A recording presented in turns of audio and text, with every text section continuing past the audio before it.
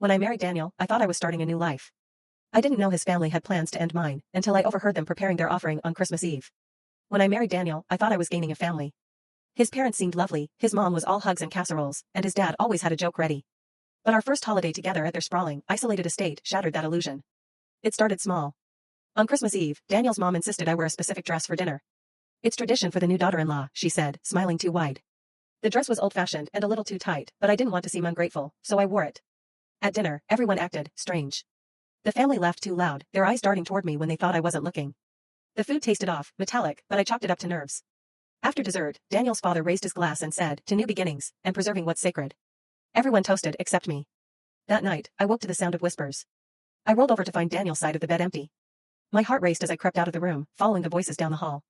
They led me to the dining room, where I peeked through the cracked door. Daniel and his family stood in a circle, holding candles. On the table was a photo of me, surrounded by bizarre trinkets, a lock of my hair, a scarf I thought I'd misplaced. "This year's offering will keep us strong," Daniel's mother said. "She's the perfect choice." My stomach lurched. Offering? Perfect choice? I stumbled backward, accidentally knocking a vase off a side table.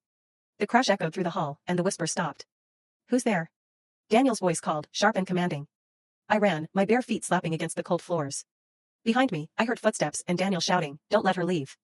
Reaching the front door, I fumbled with the lock, my hands shaking. Just as I threw the door open, Daniel grabbed my arm. "Wait, Claire," he said, his tone eerily calm. "It's not what you think." But his eyes betrayed him. They weren't the warm, loving eyes of my husband, they were dark, calculating.